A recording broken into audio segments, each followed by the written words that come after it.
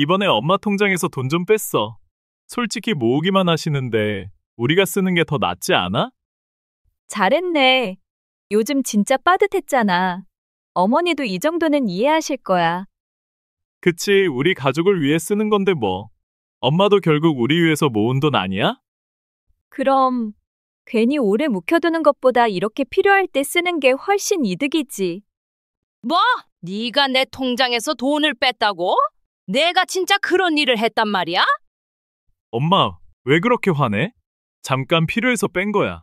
금방 다시 넣어드릴게. 네가 내 허락도 없이 돈을 가져가는 게 말이 된다고 생각하니?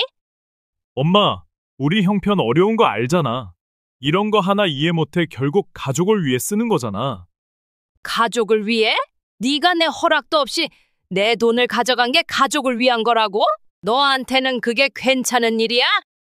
솔직히 엄마는 돈 필요 없잖아. 그냥 모아두기만 하시잖아. 우리가 지금 당장 필요한데 이게 더 낫지 않아? 맞아요. 어머니, 저희도 힘든 상황에서 이런 거 이해해 주셔야죠. 네가 지금 그 말을 하고도 떳떳하니? 그 돈은 내가 평생 모은 거야. 너희를 위해 쓴다고 해도 최소한 나한테 허락은 받아야 하지 않겠니? 엄마, 너무 과민 반응하는 거 아니야? 금방 갚으면 되는 건데 왜 이렇게 크게 문제 삼아? 금방 갚으면 끝날 일이 아니야. 이건 내 태도의 문제야. 네가 나를 얼마나 가볍게 여기면 이런 짓을 할 수 있니? 엄마, 결국 날 위해 쓸 거면서 왜 이렇게 심각하게 받아들여? 내가 진짜 가족이라면 나를 존중해야지. 근데 네 한 건 존중이 아니라 무시야. 어머니도 좀 이해심을 가져야 하는데. 엄마 진짜 그렇게 화내지 말고 넘어가. 돈 돌려드릴게. 됐지? 내 돈을 가져가 놓고 내가 화내는 걸 이해하지 못하는 거니? 네가 정말 이게 괜찮은 일이라고 생각한다면 더 이상 할 말이 없다. 알겠어요, 엄마. 그냥 다음엔 미리 말할게요. 그게 중요한 게 아니야. 네가 나를 가족으로서 존중하지 않는다는 게 문제야. 그게 얼마나 큰 잘못인지 모르겠니?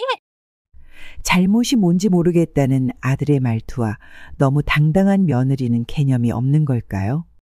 아님 진짜로 잘못을 모르는 걸까요?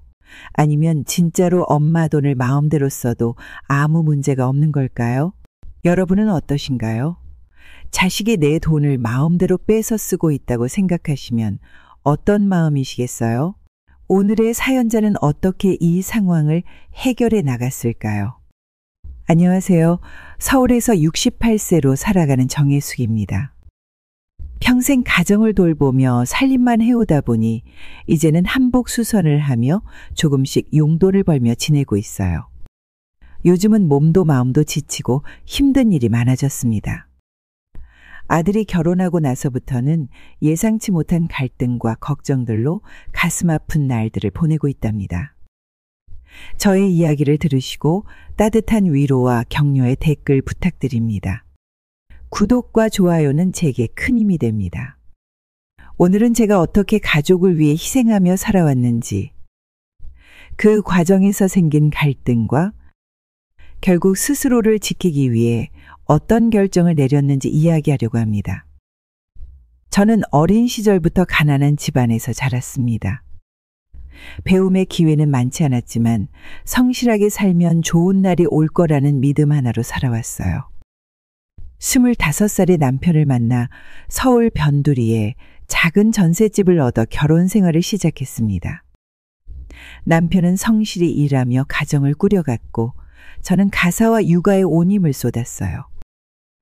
제 아들 민재가 태어났을 때 저는 세상을 다 가진 기분이었습니다. 아이에게만큼은 부족함 없는 환경을 만들어주고 싶어 아끼고 또 아꼈어요. 민재가 학교에 다니기 시작하면서부터는 아이의 교육에 더 힘을 쏟았습니다. 동네 학원에서 얻은 정보 하나하나를 놓치지 않으려 노력했고 밤에는 손수 도시락을 준비하며 민재가 공부에 집중할 수 있도록 도왔습니다. 그 시절은 힘들었지만 행복했어요.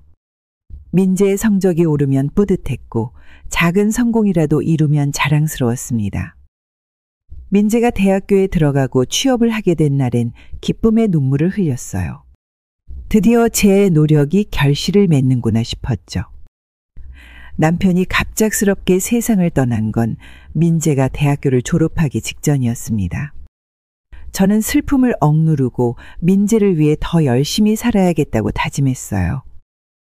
남편이 남긴 작은 재산과 제가 벌어 모은 돈으로 민재의 학비와 생활비를 도왔습니다. 민재가 첫 월급을 받았을 때 엄마 고생 많으셨어요 라는 한마디에 눈물이 왈칵 쏟아졌습니다. 그 한마디로 그동안의 고생이 보상받는 것 같았죠. 민재가 결혼을 하겠다고 했을 때 저는 기쁜 마음으로 아들의 결정을 축하했어요. 며느리 지원이를 처음 만났을 때도 예쁘고 성실한 사람이라며 다행이라 생각했어요. 민재가 결혼한다고 했을 때 저는 마치 세상이 제게 준 선물 같았습니다. 제게는 이 세상 무엇보다 중요한 아들이니 그의 행복은 제 행복이기도 했습니다. 그 말을 들었을 때부터 저는 머릿속으로 수많은 계획을 세우기 시작했습니다. 신랑 어머니로서 어떤 역할을 해야 할지, 무엇을 준비해야 할지 하나하나 떠올리며 마음이 설렜습니다. 하지만 결혼은 기쁨만으로 준비되지 않았습니다. 결혼식 준비라는 건 참으로 많은 돈이 들어가는 일이었어요. 홀로 벌어들인 수입은 많지 않았지만 그래도 아들의 새 출발을 돕는 일이니 부족함을 느낄 틈도 없었습니다. 예단 비용부터 예식장 예약, 신혼집 보증금까지 한 가지도 빼놓을 수 없는 문제였습니다. 예식장을 예약하는 날 처음에는 긴장 반, 설렘 반으로 문을 들어섰습니다. 하지만 상담이 시작되면서 현실의 무게가 가슴을 짓누르기 시작했습니다. 상담원이 건넨 금액 견적서를 보고 저는 속으로 조용히 한숨을 내쉬었습니다. 이 정도 금액이면 내가 가진 돈으로는 부족하지 않을까라는 생각이 머릿속에 자리 잡았죠. 아들의 결혼식을 위해 그동안 모아두었던 적금을 깼습니다. 그것도 부족해서 친구들에게 빌려야 했습니다. 하지만 그 순간에는 전혀 아깝지 않았습니다. 아들이 사랑하는 사람과 새로운 가정을 꾸리는데 부모로서 돕는 게 당연하다고 여겼습니다. 돈이야 다시 벌면 되지. 스스로를 그렇게 다독이며 마음을 다잡았어요. 준비 과정에서 며느리가 될 사람, 지원과도 몇 번 만났습니다. 처음 만났을 때 지원의 수줍은 미소가 인상 깊었어요. 제 아들과 어울리는 사람이란 생각에 안도감도 들었습니다. 하지만 시간이 지나며 준비 과정 중 드러나는 지원의 작은 태도들의 마음 한구석이 불편하기도 했습니다. 저를 대할 때 눈을 마주치지 않거나 제가 고른 물건을 마음에 들어 하지 않는 모습을 보면서도 저는 그저 아직 낯설어서 그러겠지라고 애써 이해하려 했습니다. 결혼식 당일 민재가 멋지게 차려입고 서 있는 모습을 보며 참 많은 감정이 교차했습니다. 저 아이가 어릴 때는 골목을 뛰어다니던 게 엊그제 같은데 이제는 어엿한 가장이 되는구나 하는 생각에 뭉클했습니다. 민재의 환한 얼굴을 보는 것만으로도 저는 그동안의 고생이 하나도 힘들지 않았습니다. 마음속으로 잘 살아라, 내 아들아라고 수없이 되뇌며 그날을 지켜봤습니다. 하지만 결혼식이 끝난 후 집으로 돌아와 방에 혼자 앉아 있을 때는 묘한 공허함이 찾아왔습니다. 그날의 환한 불빛과 웅장한 음악 소리가 떠올랐고 화려한 드레스와 정장을 입고 환하게 웃던 아들 부부의 모습이 자꾸만 생각났습니다. 그런데 문득 이런 생각이 들었어요. 나는 정말 이 아이에게 다 해줬는가라는 질문이 머릿속을 스쳤습니다. 사실 저는 결혼 준비를 도우며 항상 부족하다는 생각에 시달렸습니다. 예단 준비에 필요한 고급 물건을 사줄 때도, 신혼집을 마련하는 과정에서 필요한 돈을 마련할 때도 늘 저의 한계를 느껴야 했습니다. 내가 조금 더 돈을 벌었더라면 이 아이들에게 더 잘해줄 수 있었을 텐데라는 자책감이 가슴을 짓눌렀습니다. 결혼 후 아들이 새로운 가정을 꾸리고 자리를 잡아가는 모습을 보길 바랐습니다. 저는 오랜만에 홀로 조용한 시간을 가지며 한복수선에 전념할 수 있어 마음이 한결 가벼웠습니다. 그런데 어느 날 아들이 집으로 찾아왔습니다. 피곤한 얼굴로 문을 열고 들어오는 모습에 반가움이 앞섰습니다. 어머니, 이번 달은 생활비가 좀 부족해서요. 도와주실 수 있을까요? 그 말을 들었을 때 저는 잠시 멈칫했습니다. 새로운 가정을 꾸리고 첫걸음을 내딛는 일이니 어려울 수도 있다고 생각했어요. 젊은 시절 저도 남편과 함께 그런 시기를 겪었던 기억이 떠올랐습니다. 월급날을 손꼽아 기다리며 냉장고를 열어도 텅 빈 모습을 보던 날들이 아들의 얼굴과 겹쳐졌습니다. 그 기억들 때문에 아들의 말이 낯설지 않았고 오히려 마음 한구석이 저려왔습니다. 비상금으로 모아둔 돈을 꺼내 건네주며 이렇게 다짐했어요. 내가 이 아이에게 조금 더 힘을 보태면 금방 자리 잡을 수 있을 거야. 손에 돈을 쥐고 나가는 아들의 뒷모습을 바라보며 부모로서 할 수 있는 일이 있다는 사실에 묘한 안도감을 느꼈습니다. 하지만 그것이 끝이 아니었습니다. 몇 달이 지나 아들이 다시 찾아왔습니다. 이번에는 얼굴에 어두운 그늘이 더 짙게 드리워져 있었습니다. 어머니, 이번에는 카드값이 밀려서요. 월세도 아직 못 냈습니다. 한 번만 더 도와주세요. 그 말을 듣는 순간 속이 무거워졌습니다. 그래도 저는 이번에도 아무 말 없이 손을 내밀었습니다. 부모는 자식을 돕는 것이 당연하다고 생각했기 때문입니다. 하지만 그날 밤 방에 홀로 앉아 비어가는 통장을 보면서 묘한 불안감이 몰려왔습니다. 언제까지 이렇게 도와줄 수 있을까? 혹시 내가 이 아이를 잘못된 방향으로 이끌고 있는 건 아닐까? 이런 생각이 머릿속에서 떠나지 않았습니다. 그래도 아들의 미안한 얼굴을 떠올리며 한 번 더 참고 넘어가기로 했습니다. 그러나 이런 일이 반복될수록 제 마음은 점점 더 무거워졌습니다. 매달 같은 부탁이 계속되자 이제는 스스로를 설득하는 것조차 어려워졌습니다. 도와주는 일이 사랑이라는 건 분명히 알았지만 이 사랑이 점점 제 자신을 옥죄는 것 같다는 느낌도 들었습니다. 하루는 아들이 전화를 걸어왔습니다. 어머니, 이번에도 좀 도와주세요. 다음 달부터는 꼭 해결할 수 있을 것 같아요. 그 목소리를 듣고 전화를 끊은 뒤 혼자 방에 앉아있던 저는 말로 설명할 수 없는 공허함을 느꼈습니다.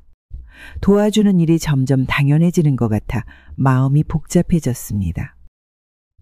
시간이 흐를수록 아들의 부탁은 줄어들지 않았습니다.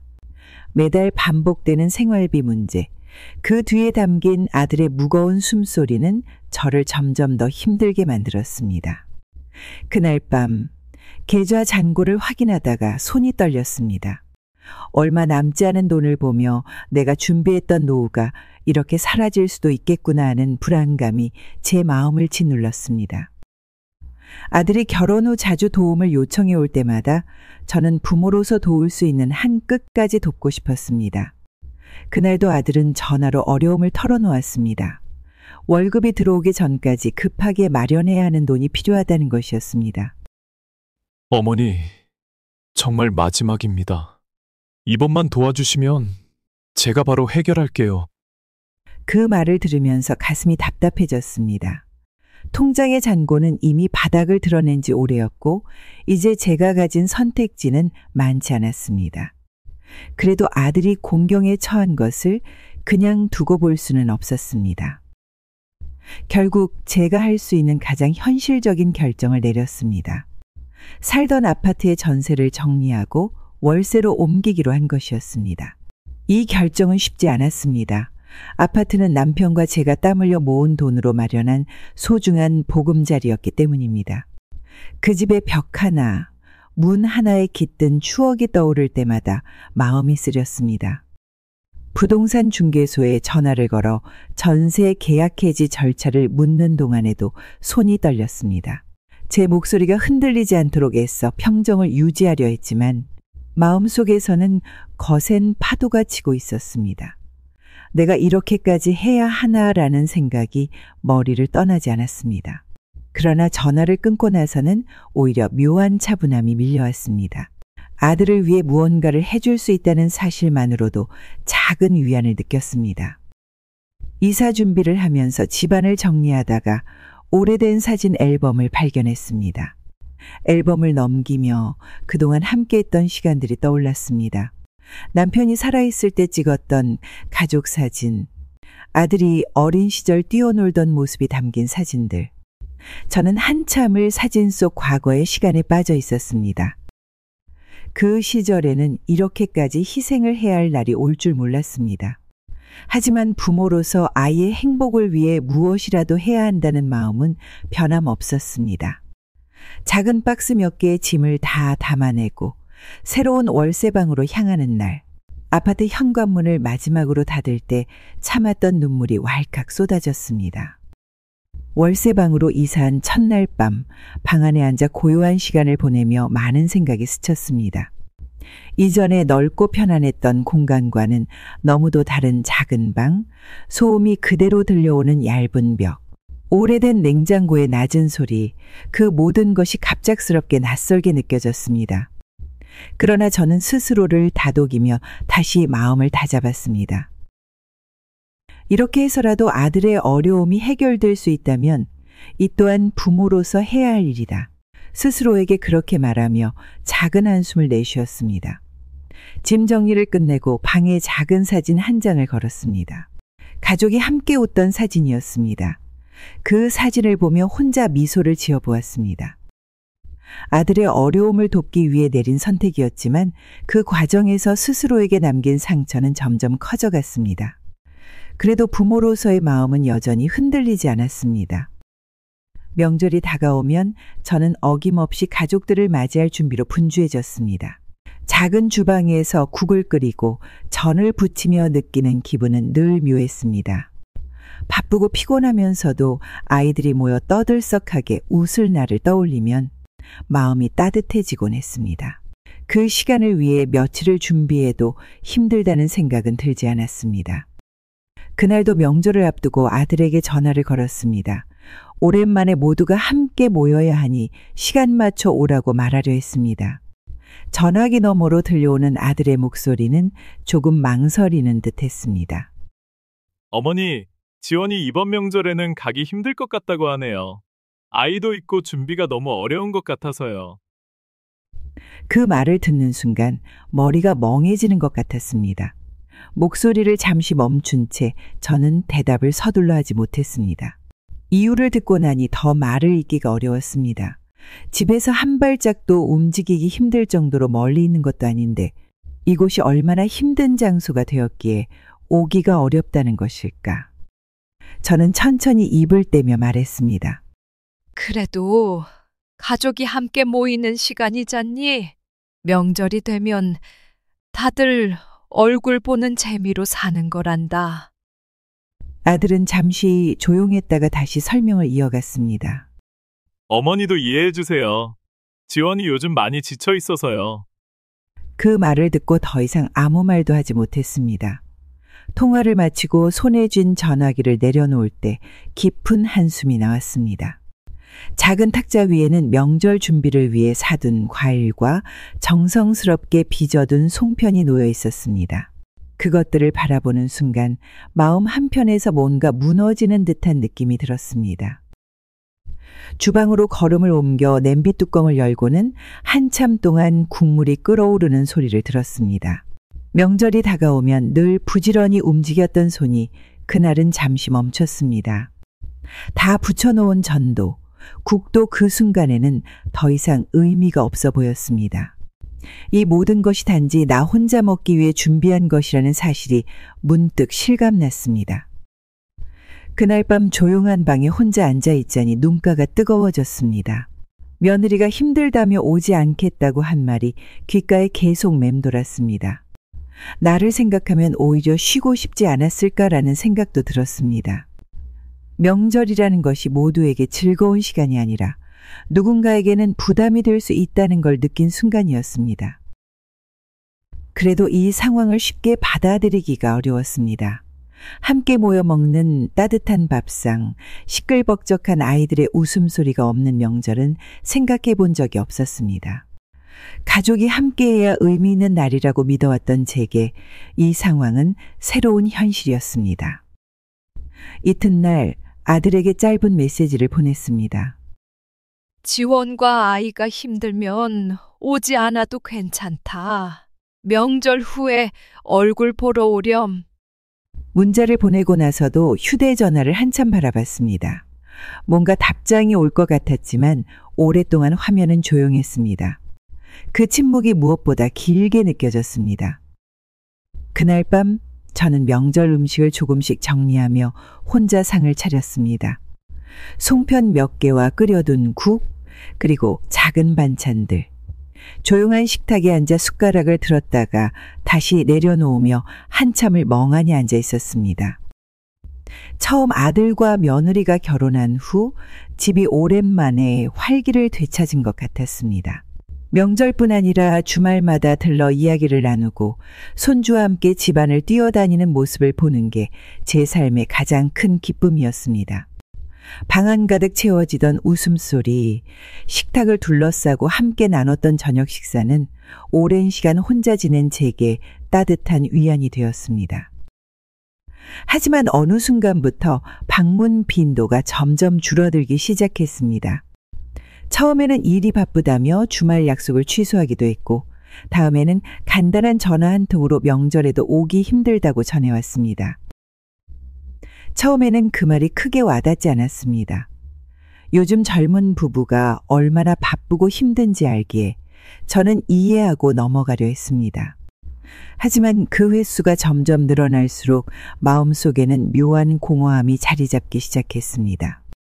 주말이면 어김없이 밥상을 준비하며 기다리던 날들이 있었습니다. 부엌에서는 국을 끓이고 반찬을 준비하며 혹시라도 좋아하지 않을까 싶어 새로운 요리를 시도하기도 했습니다. 그러다 문득 정성껏 차려놓은 밥상이 그대로 남아있는 모습을 보게 되었을 때 가슴이 무너지는 것 같았습니다. 이번 주는 힘들 것 같아요.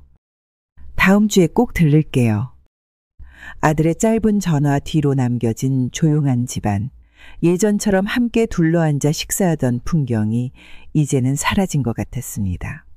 그 빈자리를 메우려고 TV를 켜두었지만 혼자 듣는 소음은 오히려 더 쓸쓸하게 느껴졌습니다. 어느 날 손주가 좋아하던 장난감을 정리하다가 눈물이 핑 돌았습니다. 손주가 몇 번을 뛰어다니며 가지고 놀던 자동차가 먼지가 내려앉은 채로 한쪽 구석에 놓여 있었습니다. 그런 작은 물건들조차 이제는 사용되지 않는다는 사실이 가슴 한구석을 찌르듯 아팠습니다. 주말 아침 손주가 오면 함께 가려고 준비해 두었던 작은 공원으로 혼자 산책을 나갔습니다. 그곳에서 뛰어놀며 웃음을 터뜨리던 모습이 눈에 선했지만 그날의 공원은 어쩐지 더 조용하고 적막하게 느껴졌습니다. 집으로 돌아와 마주한 텅 빈 거실, 언제나 북적이던 공간이 이제는 지나치게 넓게 느껴졌습니다. 벽에 걸린 가족 사진을 보며 손주와 함께 찍었던 웃음 짓던 순간이 떠올랐습니다. 그런데 그 순간조차도 이젠 먼 과거처럼 느껴졌습니다. 전화기를 손에 들고 아들에게 연락을 해야 하나 망설였습니다. 매번 먼저 연락을 해야만 만날 수 있는 이 상황이 어쩐지 서글펐습니다. 그래도 부모라면 기다리는 게 당연하다고 여겨지기도 했습니다. 결국 휴대전화를 조용히 내려놓으며 그저 달력을 보며 다음 주를 기다리는 일이 반복되었습니다. 다음 방문이 약속되면 마음이 설렜습니다.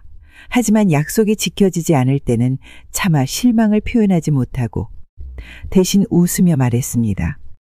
괜찮다. 일이 바쁘면 어쩔 수 없지. 하지만 그런 말을 할 때마다 가슴 속에서 느껴지는 허전함은 가라앉지 않았습니다.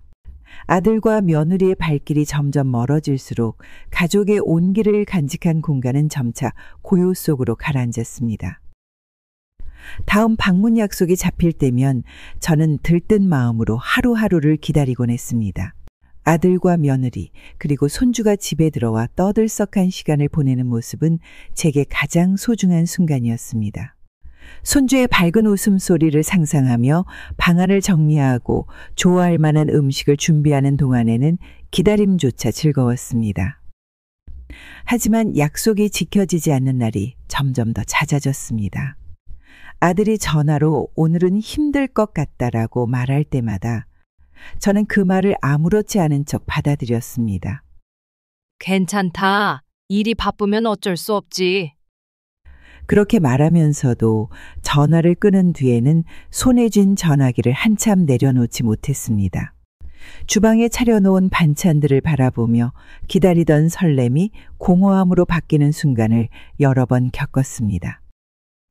며느리가 점점 더 자신의 가족에만 마음을 쓰고 있다는 것을 느낄 때마다 저는 나만 혼자 멀어진 것 같은 기분에 휩싸였습니다.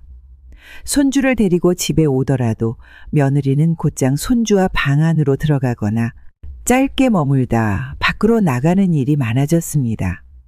함께 이야기를 나눌 시간이 줄어들수록 이 집안의 가족이라는 울타리가 점점 사라져가는 것 같았습니다. 어느 날 손주가 놀던 작은 자동차를 정리하며 며칠 전 있었던 일이 떠올랐습니다. 할머니, 우리 엄마가 외할머니네 가자고 했어요. 그 말을 듣는 순간 마음이 덜컥 내려앉는 것 같았습니다. 손주의 해맑은 얼굴을 바라보며 아무렇지 않은 척 웃어 보였지만 안쪽 깊은 곳에서부터 무언가가 무너지는 기분이었습니다.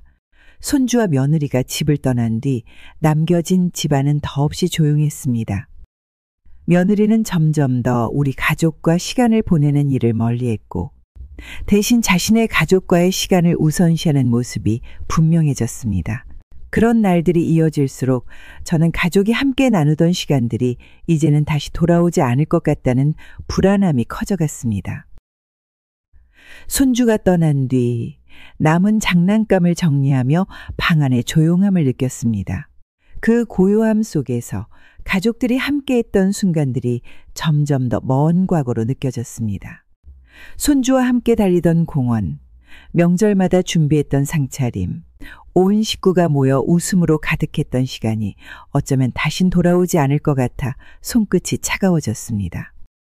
괜찮다. 가족이란 건 각자 바쁘게 살아가다 보면 조금씩 그런 거지. 혼자 내뱉은 말이 방 안에 울려 퍼질 때 그 공허함은 더 커졌습니다. 그렇게 빈 공간이 늘어나는 것 같던 집안에서 저는 매번 며느리와 아들의 발걸음을 기다렸습니다. 어느 날 아들이 오랜만에 집을 방문했습니다. 문을 열고 들어온 아들은 피곤한 얼굴로 인사를 하고 소파에 조용히 앉았습니다. 분주한 표정으로 잠시 머뭇거리던 아들은 조심스럽게 입을 열었습니다. 엄마, 혼자 계시는 게 많이 힘드실 것 같아요. 이제 우리랑 같이 사는 건 어떠세요? 그 말을 들은 순간 저는 손을 멈추고 가만히 있었습니다. 예상치 못한 제안에 놀라기도 했고 마음 한구석에는 묘한 감정이 피어올랐습니다. 말 그대로 저를 위한 것이겠지만 그 뒤에 다른 이유가 숨어 있을 수도 있다는 생각이 들었습니다. 내가 혼자 있어서 힘들 것 같아서 그런 거니? 저는 조심스럽게 물었고 아들은 고개를 끄덕이며 대답 대신 무언가를 전하려는 듯 했습니다. 하지만 그 고개짓으로 모든 의문이 해소되지는 않았습니다. 마음 한쪽에 남은 불확실함이 쉽게 가라앉지 않았습니다. 혼자 있는 시간이 길어질수록 외로움이 스며드는 건 사실이었습니다. 하지만 그렇다고 해서 다른 이들과 함께 산다는 것이 곧 위로가 될 수 있을지는 알 수 없었습니다. 오히려 낯선 변화가 가져올 불편함과 걱정이 더 큰 무게로 다가오기도 했습니다. 그때 아들이 다시 입을 열었습니다. 어머니도 이제 나이가 드셨으니 저희가 곁에서 도와드리는 게 맞지 않을까요? 그 말을 듣고 저는 아들의 얼굴을 가만히 바라보았습니다. 그의 표정은 진지해 보였지만 그 안에 담긴 감정을 온전히 읽어내기란 쉽지 않았습니다. 마치 그 속에는 말하지 못한 또 다른 이유가 숨어 있는 것처럼 느껴졌습니다. 대화를 마친 후 아들은 다음 날까지 답을 달라고 말하며 집을 나섰습니다. 문이 닫히고 나자 방 안에는 다시 고요함이 내려앉았습니다. 그날 밤 저는 홀로 앉아 아들이 했던 말을 곱씹었습니다. 같이 살자는 제안이 정말 나를 위하는 것일까? 아니면 아들과 며느리에게 더 편리한 선택이었을까 하는 생각이 머리를 떠나지 않았습니다. 창밖을 바라보며 한참을 생각에 잠겼습니다. 혼자 지낸 시간이 길어질수록 느껴지던 외로움과 그로 인한 힘겨움은 분명 존재했습니다.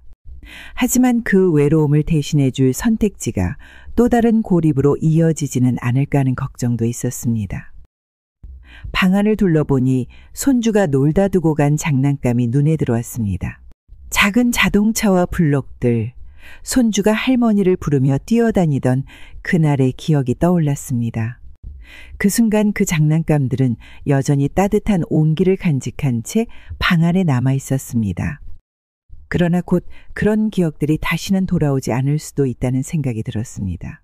이 집 안에서 느끼던 가족의 온기가 이제는 먼 과거로 흘러가는 것처럼 느껴졌습니다. 아들의 제안이 저를 그 과거로 다시 데려갈 수 있을지도 모른다는 작은 기대가 스치기도 했지만 동시에 그 기대가 오래된 기억들처럼 희미해지는 순간이 더 두려웠습니다. 그날 밤 저는 답을 정하지 못한 채로 잠을 이루지 못했습니다. 손끝으로 남겨진 장난감들을 천천히 만지작거리며 이 제안이 누구를 위한 선택인지 고민이 깊어졌습니다. 내 삶의 외로움을 채우기 위한 것인지 아니면 아들과 며느리에게 더 편리한 선택일 뿐인지 알 수 없었습니다. 그 질문은 방 안을 떠나지 않았습니다. 그날 밤 조용한 방 안에서 홀로 앉아있던 시간은 유난히 길게 느껴졌습니다. 아들이 함께 살자는 제안을 한 뒤 저는 며칠을 고민하며 시간을 보냈습니다. 혼자 사는 시간이 길어지면서 느꼈던 외로움과 가족과 다시 가까워질 수 있다는 기대감이 교차했습니다. 하지만 동시에 함께 사는 일이 새로운 갈등과 불편함을 가져오지는 않을까 하는 걱정도 떨쳐낼 수 없었습니다. 며칠 후 아들이 다시 집을 찾아왔습니다. 조심스럽게 대화를 시작한 아들의 표정에는 여전히 간절함이 묻어 있었습니다. 어머니, 저희도 요즘 경제적으로 조금 힘들어서요. 함께 살면 어머니도 덜 외로우시고 우리도 더 안정적일 것 같아요. 그 말을 들으면서 가슴이 조금 아릿해졌습니다. 함께 살자는 제안이 단순히 저를 위함이 아니라 아들 가족의 상황도 크게 작용한 선택이라는 것을 느낄 수 있었습니다. 내가 외롭다고 하지만 그게 너희에게 부담이 되지는 않을까 싶구나. 아들은 곧바로 고개를 저으며 대답했습니다. 아닙니다, 어머니. 저희가 오히려 도움을 받을 수 있을 것 같아요. 어머니도 이제는 혼자 계시지 않아도 되잖아요. 그 말을 들으면서도 마음속에는 여전히 작은 의문이 자리 잡고 있었습니다. 아들이 말한 안정적이라는 말이 무슨 의미인지, 가족 모두가 편해질 것이라는 말 속에 어떤 현실이 담겨 있는지 알 수 없었습니다. 결국 저는 아들의 말을 받아들이기로 했습니다. 저도 어쩌면 가족과 함께 지내는 시간을 다시 누리고 싶다는 기대를 품고 있었기 때문이었습니다. 같이 살면 어쩌면 좋은 일이 더 많겠지라는 작은 희망을 품으며 아들에게 동의의 말을 전했습니다. 그렇게 해서 아들과 며느리 그리고 손주가 저희 집으로 이사해 오게 되었습니다. 그날은 온 가족이 힘을 합쳐 짐을 옮기고 정리하는 데 분주했습니다. 손주가 집안을 뛰어다니며 새로운 방을 발견할 때마다 환하게 웃는 모습을 보며 저는 이 결정이 좋은 선택이길 바라며 마음을 다잡았습니다. 며느리가 이삿짐을 정리하면서 집안을 정돈하기 시작했을 때 저는 한 발 물러서서 지켜보기만 했습니다. 새 식구가 늘었으니 당연히 적응하는 과정이 필요하다고 생각했습니다.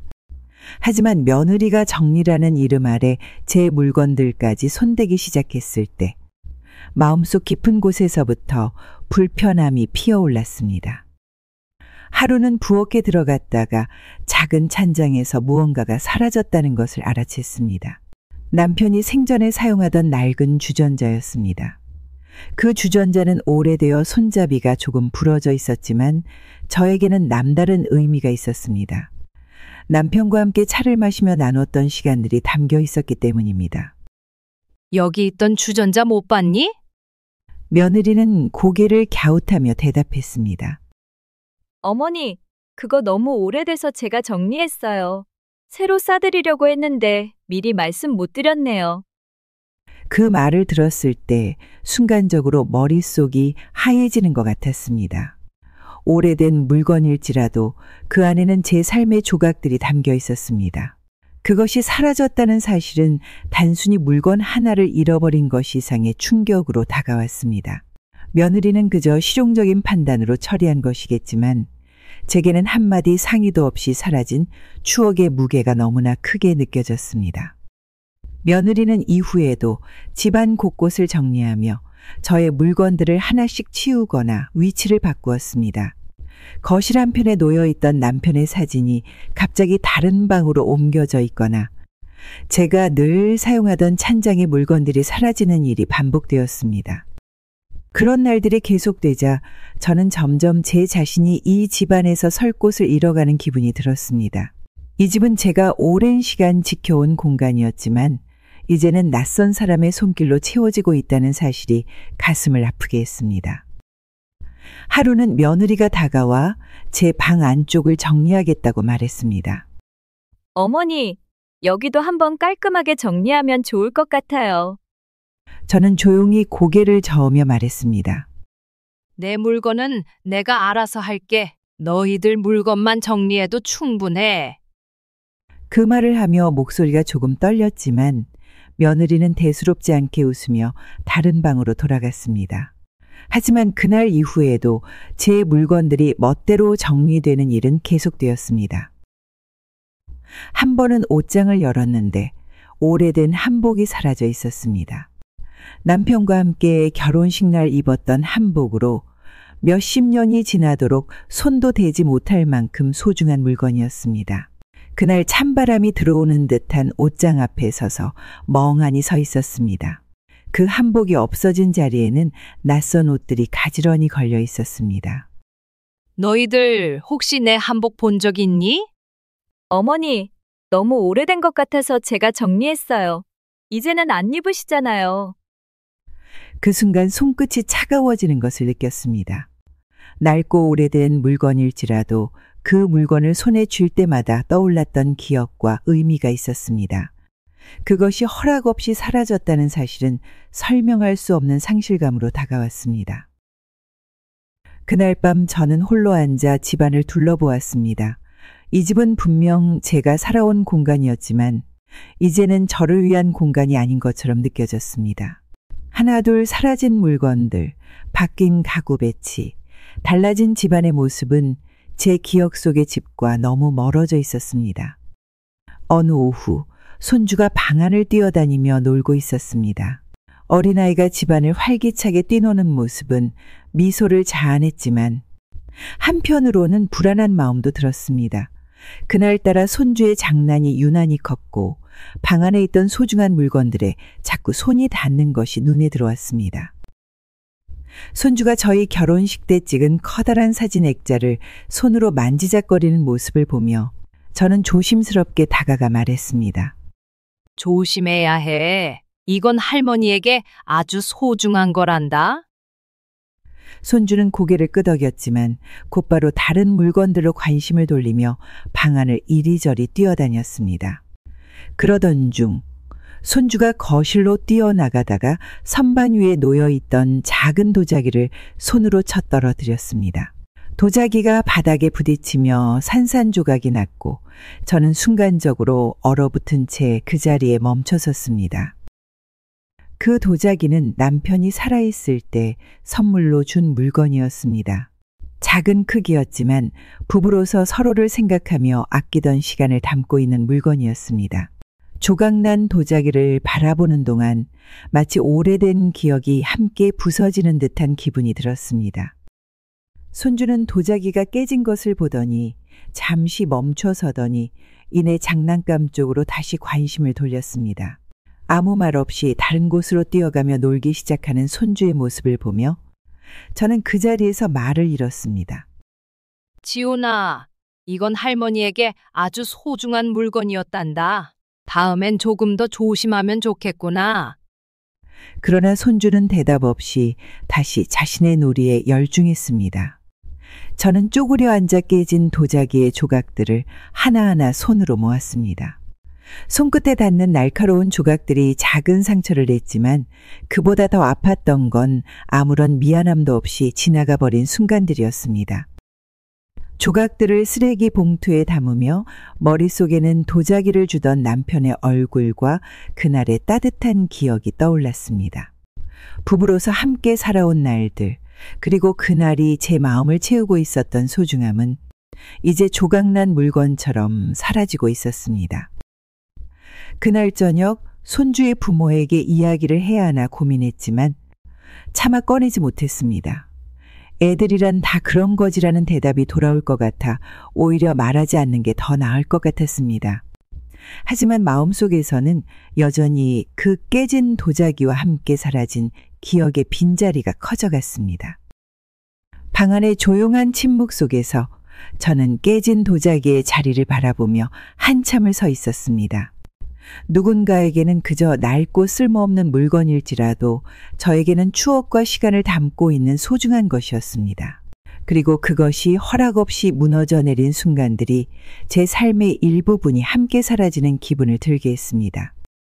어느 날 저녁 온 가족이 거실에 모여 식사를 마친 뒤였습니다. 손주가 장난감을 가지고 놀고 있는 동안 며느리가 갑작스럽게 입을 열었습니다. 이 집은 너무 오래돼서 불편한 게 많아요. 정말 손볼 곳이 많네요. 그 말을 들은 순간 손에 들고 있던 그릇이 멈춰 섰습니다. 그저 무심코 꺼낸 말일 수 있겠지만 그 한마디는 제 마음속 깊은 곳을 건드렸습니다. 오래된 집이라는 것은 사실이었습니다. 이 집은 제가 남편과 함께 젊은 시절을 시작하며 어렵게 마련한 곳이었습니다. 벽지의 색은 발해 있었고 가구는 닳아 있었지만 제게 이곳은 단순한 공간이 아닌 평생의 추억이 담긴 곳이었습니다. 며느리가 이어서 말을 덧붙였습니다. 가구도 불편하고 공간도 좁고 아이가 뛰어다니기에도 부족한 것 같아요. 이런 집에서는 좀 어렵네요. 그 말을 듣는 동안 저는 묵묵히 식탁 위의 접시들을 정리했습니다. 하지만 속에서는 무언가 끓어오르는 듯한 감정이 피어났습니다. 이 집이 낡고 불편해 보일 수 있다는 것은 이해했습니다. 하지만 그 말 속에는 이 집이 가진 의미나 이야기를 조금도 헤아리지 못한 태도가 담겨 있었습니다. 이 집이 낡아 보일지 모르지만 여기서 아이를 키우고 가족들과 함께 시간을 보냈단다. 그 추억들은 새로 산 물건이나 더 넓은 집보다 더 소중한 거란다. 그 말을 내뱉으면서도 목소리가 약간 떨렸습니다. 며느리는 잠시 저를 바라보았지만 곧 손주에게 시선을 돌리며 말을 더 이어가지는 않았습니다. 그 순간 제 말이 공허한 메아리처럼 집안에 울려 퍼지는 듯한 기분이 들었습니다. 그날 밤 저는 집안을 둘러보며 며느리가 말했던 것들을 천천히 떠올렸습니다. 낡은 벽지, 오래된 식탁, 그리고 손때 묻은 가구들. 분명 외부에서 보는 눈에는 불편해 보일 수 있겠지만 제게는 그것들이 남편과 아이들을 위해 밤낮 없이 일하며 이루어낸 작은 보람의 증거였습니다. 하지만 그런 것들이 누군가의 눈에는 그저 오래되고 쓸모없는 것으로 보일 수 있다는 현실이 마음을 무겁게 했습니다. 남편과 함께 애써 쌓아온 시간의 흔적들이 낡은 물건처럼 무의미하게 느껴질지도 모른다는 생각이 들었습니다. 어느 날 저녁 아들이 거실에서 조용히 제 앞에 앉았습니다. 긴장한 듯 손을 만지작거리며 잠시 망설이더니 무겁게 입을 열었습니다. 엄마, 제가 한 가지 부탁드려도 될까요? 이 집, 제 이름으로 바꿔주시면 안 될까요? 그 말을 듣는 순간 숨이 멎는 듯한 기분이 들었습니다. 손끝이 차가워지는 것을 느끼며 한동안 말없이 아들의 얼굴을 바라보았습니다. 이 집은 단순히 벽과 지붕으로 이루어진 공간이 아니었습니다. 제 삶 그 자체였고 남편과 함께 쌓아온 모든 순간들이 담긴 곳이었습니다. 왜 그러니? 갑자기 무슨 일이라도 있는 거니? 아들은 고개를 끄덕이며 설명을 이어갔습니다. 요즘 여러 가지 상황 때문에요.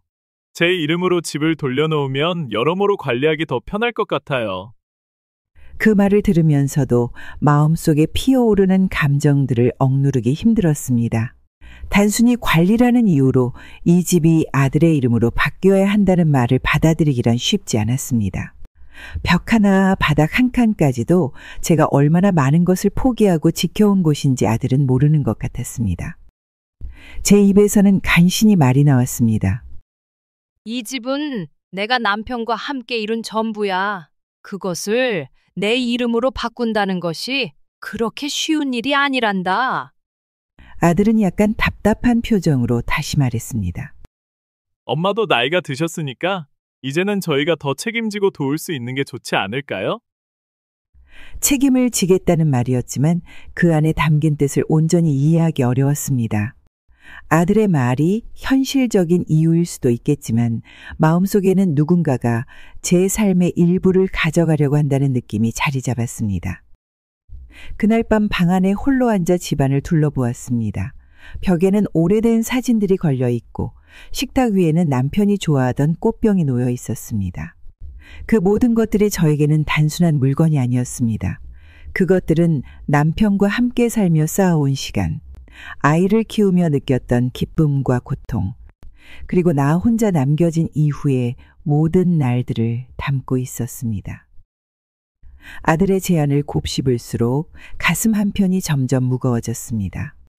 이 집이 아들에게나 며느리에게는 단지 경제적 자산이나 편리함을 위한 공간일지 모르지만 저에게는 인생의 전부였습니다. 그 전부를 그렇게 간단히 넘겨주는 일이 가능할까 하는 생각이 떠나지 않았습니다. 아들이 집의 명의를 바꾸자는 제안을 한 이후 마음속에 묵직한 돌이 내려앉은 것 같았습니다. 그렇게 제 삶의 흔적을 내어주는 일이 쉬운 결정이 아니라는 것을 아들에게 어떻게 전해야 할지 고민하며 지내던 중 또 다른 일이 생겼습니다.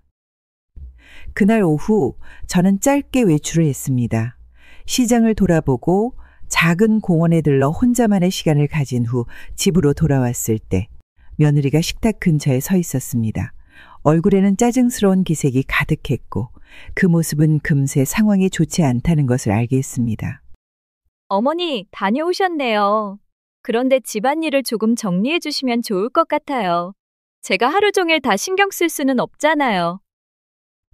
그 말을 들은 순간 손에 들고 있던 장바구니를 내려놓으며 잠시 멈췄습니다. 마음 한편에서 무언가 무너지는 듯한 기분이 들었습니다. 이 집은 평생 제가 지켜온 곳이었고 매일 쓸고 닦으며 가족을 위해 모든 것을 바쳐온 공간이었습니다. 그런데 지금은 내가 주인이 아니라 누군가의 눈치를 봐야 하는 공간처럼 느껴졌습니다. 시장 보고 오느라 시간이 없었단다. 내가 불편했다면 미안하구나. 말을 하면서도 목소리가 조금 떨렸습니다. 제 역할을 다하지 못했다고 비난받는 듯한 기분이 들었고 그 말 속에는 나를 한 집안의 어른이 아니라 단지 책임을 다하지 못한 사람으로 바라보는 시선이 담겨 있는 것 같았습니다. 며느리는 대답 대신 설거지가 쌓여있는 싱크대를 바라보며 다시 한숨을 쉬었습니다. 저는 조용히 장바구니에서 물건을 꺼내며 묵묵히 그 모습을 지켜봤습니다. 평생을 가족을 위해 살아왔지만 이제는 오히려 내 존재가 이 집의 짐처럼 느껴지는 순간들이 늘어나고 있었습니다. 그날 밤 저는 혼자 주방에 앉아 설거지를 마쳤습니다. 차가운 물이 손끝을 적시며 싱크대를 채웠지만 마음속에는 뜨겁고도 무거운 감정이 가라앉지 않았습니다. 제게는 작은 쉼조차 사치처럼 느껴지는 상황이 된 것 같았습니다. 방으로 돌아와 앉아 있자니 문득 집의 명의를 바꾸자는 아들의 말과 며느리의 불만이 함께 떠올랐습니다. 이 집은 더 이상 제 삶의 중심이 아닌 것처럼 느껴졌습니다. 누군가에게는 단지 오래되고 불편한 공간일 수 있겠지만 제게는 삶의 모든 것이었던 곳이었습니다. 그러나 그 모든 가치들이 지금은 쉽게 무시되고 있다는 생각이 머릿속을 떠나지 않았습니다. 그날 밤은 유난히 길고 고요했습니다. 며칠 전 저는 장을 보고 오며 작은 기쁨을 위해 과일 몇 가지와 좋아하는 찻잎을 사왔습니다. 단순한 지출이었지만 오랜만에 스스로를 위한 선택을 했다는 것이 마음을 조금 가볍게 했습니다. 혼자 방에 앉아 따뜻한 차 한 잔을 마시며 평소보다 짧게나마 여유를 느낄 수 있었습니다. 그러나 이 작은 평화는 오래 가지 않았습니다. 다음 날 아들이 퇴근 후 거실에 앉아있던 저를 찾아와 말을 꺼냈습니다. 엄마, 최근에 장을 보신 것 같던데요? 우리 집도 생활비가 빠듯한데 조금 아껴 쓰시면 좋지 않을까요? 그 말을 듣는 순간 마음속에서 무언가 뜨거운 것이 치밀어 올랐습니다. 그동안 이 집안의 경제를 위해 제가 포기한 수많은 것들이 떠올랐기 때문입니다. 가족을 위해 가장 먼저 적금을 깼고 생활비를 마련하기 위해 스스로를 위한 소비는 늘 뒷전으로 미뤘습니다. 오히려 아들과 며느리의 필요를 채우는 일이 더 우선이었습니다. 내가 내 돈으로 산 몇 가지인데 그게 그렇게 문제가 될까? 아들의 표정에는 당혹감과 불만이 뒤섞여 있었습니다. 그는 계속 말을 이어갔습니다. 엄마도 알잖아요. 우리 다 같이 살고 있는 상황에서 돈 관리를 더 신중히 해야 해요. 그 말을 들으며 저는 손에 든 찻잔을 조용히 내려놓았습니다. 말끝마다 나오는 우리라는 단어가 점점 더 낯설게 느껴졌습니다. 이 집은 제가 평생을 걸쳐 지켜온 곳이고 제 삶의 기반이었습니다. 그러나 이제는 마치 제가 이 가족에게 불필요한 존재라도 된 것처럼 나의 작은 소비조차 문제로 여겨지는 상황이 된 것이 서글펐습니다. 그날 밤 아들이 덧붙인 말이 계속 머릿속에 맴돌았습니다. 엄마도 함께 사는 만큼 같이 절약해야죠. 그 말은 제가 여전히 가족의 일원이 아닌 누군가의 눈치를 봐야만 하는 사람이 된 듯한 기분을 들게 했습니다. 방 안으로 들어와서 장바구니에서 사왔던 과일과 찻잎을 천천히 정리하며 생각에 잠겼습니다. 이건 분명 제가 제 돈으로 산 물건이었습니다. 아무도 대신해주지 않은 제 노력으로 제 시간을 투자해 마련한 작은 것들이었습니다. 그런데 이제는 그것조차 마음 편히 사용할 수 없다는 사실이 마음을 더 무겁게 했습니다. 그날 밤 방 안에 앉아있자니 가족을 위해 아끼고 양보했던 시간이 떠올랐습니다. 그런 선택들이 쌓여 지금의 이 집과 가족을 이뤘지만 결국 저에게 돌아오는 것은 감사가 아닌 불편함이라는 생각이 들었습니다. 그리고 그 불편함은 이 집에서 제 존재가 점점 더 작아지고 있다는 신호처럼 느껴졌습니다. 그날 밤 가족들의 잠든 소리가 들리는 조용한 집안에서 저는 여전히 마음을 다잡을 수 없었습니다. 아들의 말이 계속 머릿속을 맴돌았습니다. 엄마도 같이 절약해야죠. 내가 평생을 가족을 위해 바쳤던 시간과 노력, 그리고 그 희생이 이제는 더 이상 존중받지 못하는 것 같아 가슴이 답답했습니다. 다음 날 아침 은행에서 문자 메시지가 도착했습니다. 출금 완료 300만 원. 저는 잠시 멍해졌습니다. 제 계좌에서 나온 돈인데 기억에 없는 출금이었습니다. 급히 은행에 전화를 걸어 상황을 확인하던 중 아들이 생각났습니다. 불길한 예감이 머리를 스쳤습니다. 저녁이 되어 아들이 퇴근 후 집에 들어왔습니다. 저는 가슴속에서 울컥하는 마음을 누르며 그에게 물었습니다. 혹시 네가 내 통장에서 돈을 뺐니? 아들은 잠시 머뭇거리다 고개를 끄덕였습니다. 엄마 미안해요. 생활비가 너무 부족해서 그랬어요. 곧 돌려드릴게요. 그 말을 듣는 순간 손끝이 떨리는 것을 느꼈습니다. 제 삶에서 가장 소중히 여겼던 것은 가족이었고 그 가족을 위해 평생을 바쳤던 저였습니다. 하지만 이제는 제 재산조차도 허락 없이 가져가는 일이 당연하다는 듯 이루어지고 있다는 사실이 너무나 아프게 다가왔습니다. 그래도 내가 말이라도 했어야 하지 않겠니? 이건 내 돈이고 내 허락 없이 빼는 건 아니지. 아들은 그저 미안하다는 말을 반복했지만 그 미안함 속에서도 책임감은 느껴지지 않았습니다. 그는 상황을 해결하려는 태도보다는 일이 벌어졌으니 어쩔 수 없다는 무기력한 표정만 보였습니다. 그날 밤 저는 통장을 들고 홀로 앉아 있었습니다. 통장은 제게 단순한 돈의 기록이 아니었습니다. 그것은 제가 오랜 시간 동안 가족을 위해 일하고 아껴둔 노력의 결과였습니다. 하나하나 절약하며 쌓아온 작은 금액들이 이제는 내 손을 떠나 누군가의 필요로 인해 허락 없이 사용되고 있다는 사실이 너무도 무겁게 느껴졌습니다. 내일이 되면 통장 잔액이 얼마나 남았는지 은행에 직접 가봐야겠다고 생각했습니다. 하지만 그 순간 이 돈이 다시 제 손으로 돌아올 수 있을지조차 확신할 수 없다는 현실이 저를 더 깊은 침묵 속으로 몰아넣었습니다. 통장 잔액을 확인한 뒤로 마음은 더 무거워졌습니다. 가족을 위해 쌓아둔 돈이 이제는 내 손을 떠나버렸다는 사실에 그동안의 노력과 희생이 무의미해진 것처럼 느껴졌습니다. 아들이 미안하다는 말만 반복했지만 그 말이 어떤 진심을 담고 있는지는 느낄 수 없었습니다. 집안에서의 제자리는 점점 더 작아지고 있다는 생각이 머릿속에서 떠나지 않았습니다. 며칠 후 며느리가 주방에서 설거지를 하며 가볍게 말을 꺼냈습니다. 어머니, 혹시 요즘 노인요양병원에 대해 생각해 보신 적 있나요? 그 말이 떨어지자마자 저는 손에 들고 있던 숟가락을 내려놓았습니다. 그 말의 의도가 무엇인지 단박에 이해할 수는 없었지만 마음 한편에서 불편함이 솟아올랐습니다.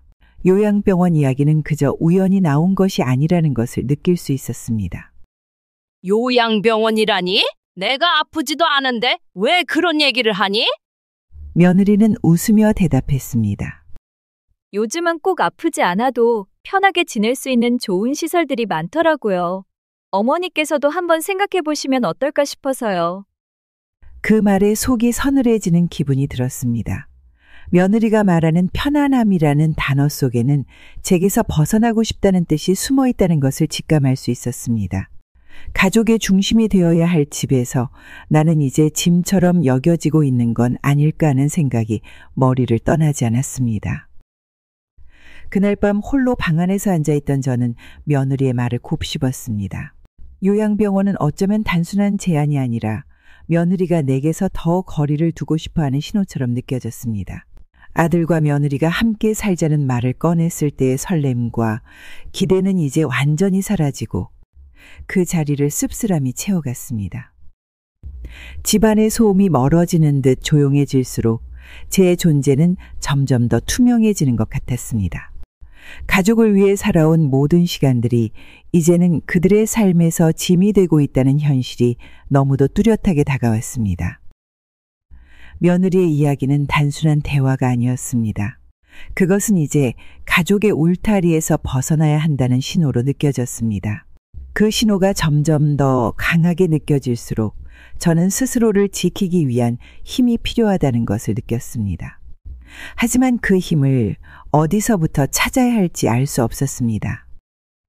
며느리가 요양병원을 언급한 이후 지훈의 태도도 조금씩 변해가기 시작했습니다. 처음에는 단순히 아이의 기분 탓이라 생각했습니다. 하지만 시간이 지날수록 지훈이 저를 대하는 말과 행동에서 서늘한 거리가 느껴졌습니다. 어느 날 지훈이 좋아하는 간식을 만들고 방으로 가져갔습니다. 지훈아, 할머니가 내가 좋아하는 떡볶이를 만들어 봤는데 한번 먹어볼래? 그러나 지훈은 짧게 고개를 젓더니 단호한 목소리로 말했습니다. 엄마가 할머니 음식 너무 많이 먹지 말랬어요. 그 말을 듣는 순간 손에 들고 있던 접시를 내려놓으며 멈춰섰습니다. 이 작은 아이의 말 속에는 며느리가 평소에 무심코 했던 말들이 그대로 담겨 있다는 것을 느낄 수 있었습니다. 저를 향한 며느리의 차가운 시선이 손주의 입을 통해 전해지는 것 같아 마음이 아팠습니다. 며칠 뒤 거실에서 지훈이 장난감을 어질러 놓고 뛰어다니는 모습을 보고 조심스럽게 말을 건넸습니다. 지훈아, 할머니가 도와줄게. 우리 같이 정리해보자. 하지만 지훈은 저를 힐끔 쳐다보더니 짜증 섞인 목소리로 대답했습니다. 안 해요. 엄마가 할머니가 치우니까 하지 말라고 했어요. 그 말을 들으며 가슴 한쪽이 무너지는 듯한 기분이 들었습니다. 지훈이 어릴 적에는 저를 졸졸 따라다니며 손을 잡고 다정히 웃던 기억이 머릿속을 스쳐갔습니다. 하지만 이제는 어린 손주조차 저를 멀리하고 그 작은 입에서 나오는 말들이 며느리의 태도를 그대로 담아내고 있다는 사실이 너무도 선명했습니다. 그날 밤 방 안에 홀로 앉아 있자니 지훈과 함께했던 따뜻한 순간들이 떠올랐습니다.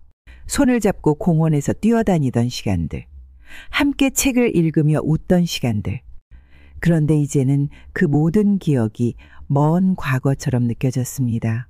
손주가 저를 사랑스러운 할머니로 여기기보다는 어른들이 만든 벽 너머의 사람처럼 느끼는 것이 가슴을 짓눌렀습니다. 며느리가 평소에 저를 대했던 태도와 말투가 아이의 행동에까지 영향을 미쳤다는 사실이 너무나 서글펐습니다.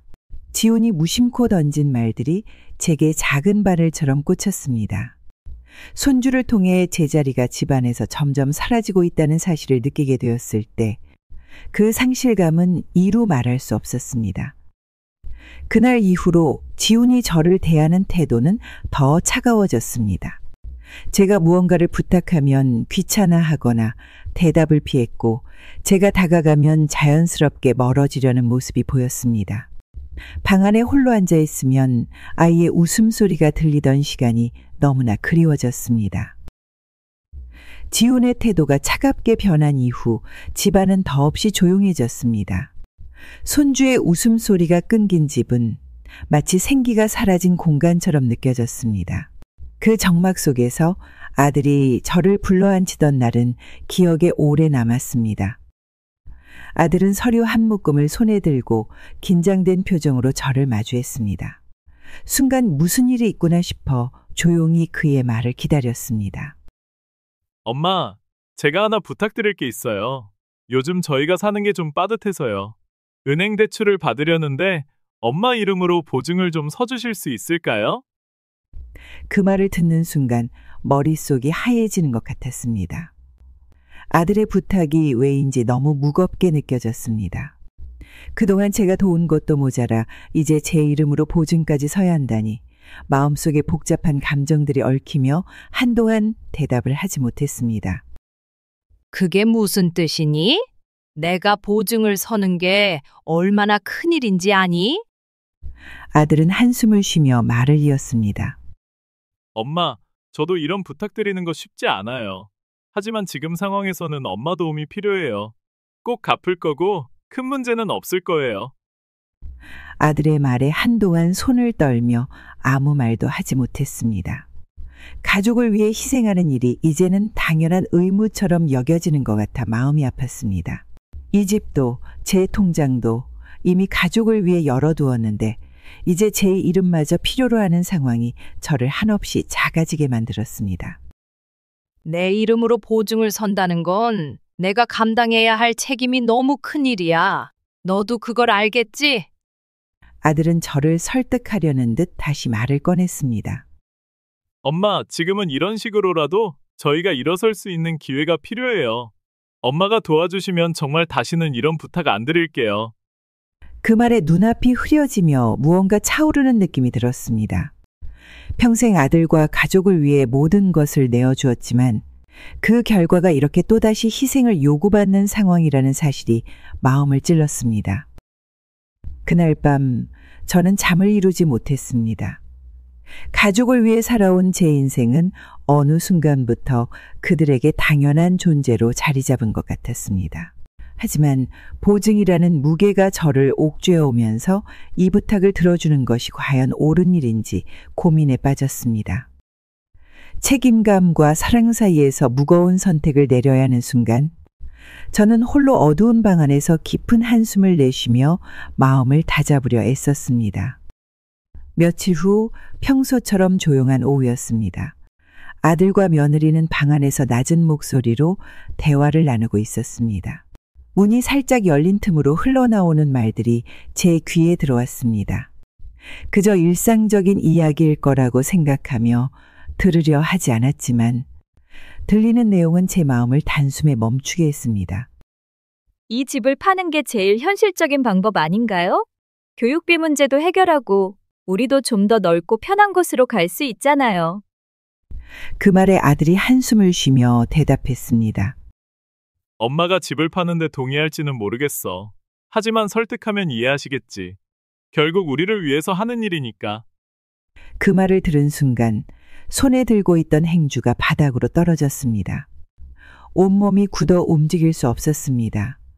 그들이 이야기하는 내용은 마치 제가 없는 곳에서 이 집의 운명을 결정하는 것처럼 느껴졌습니다. 이 집은 단순히 벽과 지붕이 아닌 제 삶의 가장 소중한 부분이었습니다. 남편과 함께 쌓아온 시간, 아이를 키우며 겪은 모든 기쁨과 고통이 담긴 공간이었습니다. 그런데 그것이 하나의 방법으로 논의되고 있다는 사실이 너무도 무겁게 다가왔습니다. 저는 조용히 부엌 구석에 앉아 숨을 고르며 이야기를 계속 들을 수밖에 없었습니다. 어머니가 이해 못하시면 강하게 말씀드려야 해요. 이건 우리 가족을 위한 일이니까요. 그 말에 아들은 잠시 말을 멈췄다가 대답했습니다. 알겠어. 내가 한번 얘기해 볼게. 엄마도 결국 우리를 위해서 결단을 내려주시겠지. 그 말 속에는 미묘한 확신이 깃들어 있었습니다. 제가 결국 가족을 위해 모든 것을 희생할 것이라고 믿는 모습이 너무도 선명했습니다. 제 사랑과 희생이 그들에게는 당연하게 여겨지는 것 같아 마음 한구석이 점점 더 차가워졌습니다.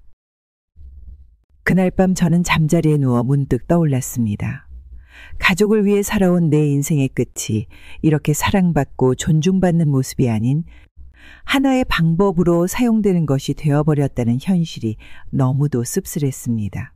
이 집을 두고 벌어지는 대화가 마치 제 존재 자체를 두고 논의하는 것처럼 느껴졌습니다. 새벽이 되어서야 겨우 눈을 감을 수 있었습니다. 하지만 가슴속 깊이 남은 며느리와 아들의 대화는 꿈속에서도 떠나지 않았습니다. 며느리와 아들이 제 집을 두고 이야기한 이후로 집안에서 저는 더 조용히 지내려고 노력했습니다. 무엇을 말해도 그들이 이해하지 못할 것 같아 그저 혼자만의 시간을 보내는 일이 늘어갔습니다. 그러던 어느 날 며느리가 거실에서 친구들과 통화하는 소리가 들렸습니다. 처음에는 일상적인 대화라고 생각하며 대수롭지 않게 넘기려 했습니다. 하지만 그녀의 말 속에 제 이야기가 섞이기 시작했을 때 발걸음이 멈췄습니다. 우리 시어머니? 참 답답할 때가 많아요. 아직도 자기 생각만 하시는 것 같아서요. 다들 그렇게 느끼는 거 아니에요? 그 말을 듣는 순간 심장이 쿵 내려앉는 듯 했습니다. 며느리의 목소리는 가볍고 장난스럽게 들렸지만 그 안에는 제 존재를 가볍게 여기고 있다는 것이 느껴졌습니다. 이어지는 그녀의 말은 저를 더욱 작아지게 만들었습니다. 아직도 옛날 방식대로만 살려고 하셔서 힘들어요. 새롭게 바꾸려는 건 전혀 이해 못 하시고요. 요즘 시어머니들 중엔 이런 분들 없지 않아요? 그 말에 친구들이 웃으며 동의하는 듯한 소리가 들렸습니다. 그 소리 하나하나가 마치 제 가슴을 무겁게 짓누르는 것 같았습니다. 며느리가 저를 대하는 태도와 시선이 단순히 우리 가족 내에서만의 문제가 아니라 그녀의 세상 전체에 퍼져 있다는 것을 느끼니 서글픈 마음을 감출 수 없었습니다. 저는 부엌 구석에 조용히 앉아 눈을 감았습니다. 가슴 속에서 밀려오는 감정이 잔잔한 물결처럼 출렁거렸습니다. 저는 그녀에게 나쁜 시어머니가 되지 않기 위해 항상 조심하려 했습니다. 그들의 생활 방식을 존중하고 집안에서 불편함을 주지 않으려 애써왔습니다. 그런데도 며느리는 저를 이렇게 다른 사람들에게 가볍게 말할 수 있는 존재로 여기고 있다는 사실이 너무 아프게 다가왔습니다. 며느리는 대화를 마치고 방으로 들어갔지만 그때 들었던 그녀의 목소리와 웃음은 제 마음에서 떠나지 않았습니다. 부엌에 남아있던 저는 그녀의 말 속에 담긴 무게와 의도를 이해하려고 했지만 그저 깊은 한숨만 나올 뿐이었습니다. 그날 밤 방으로 돌아와 며칠 전의 일들과 겹쳐지는 며느리의 대화를 떠올렸습니다. 아들과 며느리에게 내가 단순한 부담으로 느껴지고 있다는 사실이 점점 더 분명해질수록 제 존재는 가족의 중심에서 더 멀어지는 것 같았습니다. 제 인생의 가장 큰 가치였던 가족이 이제는 제게 상처를 주는 가장 큰 이유가 되었다는 것이 너무도 무겁게 느껴졌습니다. 며느리의 가벼운 대화를 엿들은 날 이후 마음의 상처는 더욱 깊어졌습니다. 집안에 머무는 시간이 더 고독하게 느껴졌고 가족이라고 믿었던 사람들 사이에서 점점 더 외로워졌습니다. 그 고요함 속에서도 집은 제가 붙잡고 있는 마지막 자존심이자 평생의 노력이 담긴 유산이었습니다. 하지만 그마저도 송두리째 흔들리는 일이 벌어질 줄은 몰랐습니다. 어느 날 우편함에서 두툼한 봉투 하나를 발견했습니다. 집으로 가져와 조심스럽게 열어보니 낯선 서류들이 담겨 있었습니다. 서류를 읽어 내려가던 중 소유권 이전이라는 단어가 눈에 들어왔습니다. 그 순간 손끝이 차가워지며 심장이 빠르게 뛰기 시작했습니다. 서류를 자세히 살펴보니 아들의 이름이 적힌 신청서였습니다.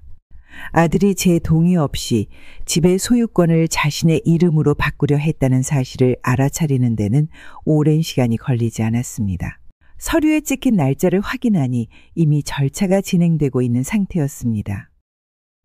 그 자리에서 무언가 와르르 무너져 내리는 듯한 기분이 들었습니다. 평생을 걸쳐 이룬 내 삶의 터전이 아들 몰래 제 손을 떠나려 하고 있다는 사실을 받아들이기가 너무도 힘들었습니다. 이게 대체 뭐야? 내가 내 허락도 없이 이런 일을 하다니. 아들이 집으로 돌아오자마자 저는 서류를 그의 앞에 내밀며 물었습니다. 아들은 잠시 당황한 표정을 짓더니 이내 태연한 얼굴로 변하며 대답했습니다. 엄마, 이건 다 엄마를 위해서 하는 거예요. 어차피 나중에 제 것이 될 거잖아요. 지금 미리 해두는 게 나을 것 같아서요. 그 말을 듣는 순간 속이 메마른 듯한 기분이 들었습니다. 아들은 제가 마지막까지 지키고 싶었던 집마저도 단순히 자신을 위한 자산으로 생각하고 있다는 사실이 너무나 선명해졌습니다. 그래도 내가 허락 없이 이런 일을 하는 건 아니지 않니? 이 집은 내 집이. 너도 그걸 알잖아. 아들은 미안한 기색 없이 다시 말했습니다. 엄마, 나중에 문제되는 것보다 지금 정리해두는 게 좋아요. 다 엄마를 위해서 하는 거니까 너무 걱정하지 마세요. 그의 말은 저를 위해서라는 핑계로 포장되어 있었지만 그 속에는 자신의 편의를 위해 저를 밀어내려는 의도가 뚜렷이 담겨 있었습니다. 그날 밤 저는 서류를 들고 홀로 앉아 있었습니다. 이 집은 단순한 건물이 아니었습니다. 제 삶의 모든 순간들이 담긴 공간이었고 가족을 위해 희생하며 지켜온 저 자신과도 같은 것이었습니다. 그런데 그것이 이제는 제 동의조차 없이 빼앗길 위기에 처했다는 현실이 저를 더 깊은 슬픔 속으로 밀어넣었습니다. 방 안의 불빛이 꺼질 때까지 저는 혼자 남아 서류를 바라보며 고민에 잠겼습니다. 과연 이 집을 지킬 수 있을지 아니면 모든 것을 포기해야 할지 알 수 없었습니다. 그날 밤 손에 들고 있던 소유권 이전 서류를 바라보며 온몸이 무거운 돌로 눌린 듯한 기분이 들었습니다. 제 동의 없이 진행된 일이라는 사실만으로도 충분히 아팠지만 그 뒤에 숨은 아들과 며느리의 계획이 점점 더 뚜렷하게 다가오고 있었습니다. 며칠 후 며느리가 전화를 받으며 집에서 낮은 목소리로 대화를 나누는 소리가 들렸습니다. 부엌에서 설거지를 하던 저는 우연히 그녀의 목소리에 귀를 기울이게 되었습니다. 네, 지금은 그냥 조용히 진행하고 있어요. 어머니가 알아채기 전에 끝내야 할 것 같아요. 그 말에 손에 들고 있던 접시를 떨어뜨릴 뻔했습니다. 그녀의 말은 명확했습니다. 아들과 며느리가 함께 이 집을 자신들의 이름으로 돌리려는 계획을 꾸미고 있다는 것이 분명해졌습니다. 제가 없는 듯이 그들의 목소리가 이어졌고 모든 대화는 저를 투명 인간으로 만드는 듯한 느낌을 주었습니다. 저는 더 이상 침묵할 수 없다는 것을 느꼈습니다. 가족을 위해 희생한 세월을 부정당하는 기분에 제 가슴속 깊은 곳에서 무언가가 요동쳤습니다. 하지만 감정에 휘둘리지 않기 위해 조용히 마음을 가다듬고 행동으로 옮기기로 결심했습니다. 다음 날 저는 오랜만에 외출 준비를 했습니다. 복잡한 마음을 안고 가까운 법률 사무소를 찾아갔습니다. 낯선 공간과 긴장된 분위기가 저를 더욱 위축되게 했지만 포기할 수 없었습니다. 이 집이 제 모든 것입니다. 가족이지만 제 허락 없이 이렇게 진행되는 일이 너무 두렵습니다. 제가 무엇을 할 수 있을까요? 변호사는 제 말을 조심스럽게 들으며 법적으로 어떤 선택이 가능한지 설명해 주었습니다. 그동안 참아왔던 억울함과 슬픔이 그 자리에서 터져나올 것 같았지만 저는 끝까지 참았습니다. 제가 이 집을 지킬 수 있는 방법을 찾는 것이 지금의 최우선 과제였습니다. 변호사의 도움을 받아 저는 서류가 진행되지 못하도록 중단 요청을 넣었습니다. 집안에서 벌어지는 모든 일들이 이제는 더 이상 제 뜻을 벗어나지 않도록 해야 한다는 결심이 강해졌습니다. 집으로 돌아오는 길, 저는 변호사 사무실에서 받은 서류를 가방 속에 단단히 넣으며 마음을 다잡았습니다. 가족을 위해 무엇이든 희생할 준비가 되어 있었지만 이번에는 지켜야 할 선이 있다는 것을 느꼈습니다. 며칠 동안 고민 끝에 저는 결심했습니다. 더 이상 이 집에서 제 자리를 빼앗기지 않기 위해 무언가를 해야 한다고 느꼈습니다. 가족을 위해 희생했던 세월은 이제 제게 무거운 짐이 되었고 제가 지키고자 했던 마지막 남은 자존심마저 흔들리고 있었습니다. 이 집은 단순한 공간이 아니라 제가 평생 동안 쌓아온 추억과 삶의 일부였습니다. 아침 일찍 일어나 아들의 방으로 들어갔습니다. 방 안에는 그동안 그들이 남겨놓은 물건들이 아직도 가득했습니다. 옷장에 걸린 옷들, 책상 위에 놓인 물건들, 그리고 손주의 장난감까지 하나씩 손에 잡아 상자에 담았습니다. 물건을 옮기는 동안 가슴 한구석이 무거워졌습니다. 한때는 이 모든 것이 가족의 일부였지만 이제는 저를 짓누르는 무언가가 되어버렸다는 생각이 들었습니다. 거실에 쌓인 상자들을 정리하며 문득 눈앞이 흐려졌습니다. 손주의 웃음소리, 아들과 며느리가 함께했던 순간들이 떠올랐습니다. 하지만 그런 기억들은 이제 제게 상처로 남아 있었습니다. 상자에 담긴 물건들을 정리하면서 저는 이 집이 더 이상 그들의 것이 아님을 깨닫게 되었습니다. 모든 짐을 문 밖으로 내놓은 후 저는 아들에게 전화를 걸었습니다. 내 물건을 모두 정리해뒀어. 정해진 시간에 와서 가져가렴. 아들은 잠시 침묵하다가 낮은 목소리로 대답했습니다. 엄마, 정말 이렇게까지 해야겠어요? 그 말을 들으면서도 저는 흔들리지 않으려 했었습니다. 너희를 막으려는 게 아니라 나를 지키려는 거야. 이 집까지 팔려고 하는 너희 행동은 아무리 엄마라고 해도 이해할 수 없단다. 전화가 끊긴 후 저는 곧장 도어락 비밀번호를 바꾸기 시작했습니다. 새로운 번호를 입력하는 순간 손끝이 차가워졌지만 이 결정이 저를 위해 꼭 필요하다는 것을 알고 있었습니다. 문을 닫고 집 안으로 들어서니 고요한 집 안에서 마침내 안도의 숨을 내쉴 수 있었습니다. 그날 밤 혼자 앉아 창밖을 바라보며 생각했습니다.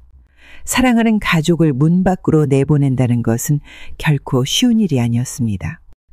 그러나 그 사랑이 제 삶을 망가뜨리는 이유가 되어서는 안 된다는 것을 깨닫는데 너무 오랜 시간이 걸렸습니다. 이 집은 제가 지켜온 모든 것이었고 제 삶을 되찾기 위한 출발점이기도 했습니다. 고요한 밤, 문득 손주가 저를 부르며 뛰어다니던 시간이 떠올랐습니다. 하지만 이제는 그 기억이 슬픔보다는 새로운 다짐으로 이어지기를 바랐습니다. 이 집에서 다시 제 삶을 시작할 준비를 하며 저는 마지막으로 문 앞에 놓인 짐들을 다시 한번 바라보았습니다. 비밀번호를 바꾸고 난 후 며칠이 지나 예상대로 아들과 며느리가 집에 찾아왔습니다. 문이 열리지 않자 문 앞에서 초인종을 반복해서 누르는 소리가 들려왔습니다. 그 소리는 점점 더 강해졌고 결국 아들의 목소리가 들려왔습니다. 엄마! 문 좀 열어봐요! 왜 비밀번호를 바꿨어요? 저는 잠시 거실에서 멈춰서서 문을 바라봤습니다. 초인종 소리가 계속 울리는 동안 가슴 한편이 무겁게 내려앉았습니다. 그러나 그 무게를 떨쳐내고 마침내 현관문 앞에 섰습니다. 문을 열지 않은 채 문 너머로 차분하게 말했습니다. 비밀번호를 바꿨으니 앞으로는 약속하고 와줬으면 좋겠구나. 그 말에 아들의 목소리가 더 커졌습니다. 엄마, 우리가 가족인데 왜 갑자기 이러세요? 가족끼리 이럴 필요 없잖아요. 저는 잠시 말없이 그들의 소리를 들었습니다. 며느리의 목소리도 들려왔습니다. 어머니, 우리를 이렇게 문 밖에 세워두는 게 말이 돼요? 우린 갑자기 어디로 가라고요? 그들의 말을 들으면서도 저는 차분하게 대답했습니다. 너희가 가족이라면 내 마음도 이해해야 하지 않겠니? 그동안 너무 많은 걸 참아왔어. 그동안 너희가 나에게 보여준 행동을 생각해 봐라.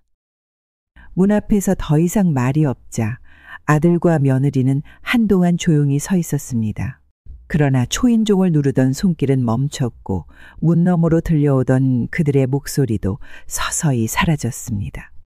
그들이 돌아가는 발소리가 들릴 때까지 저는 현관문 앞에 서서 깊은 숨을 내쉬었습니다.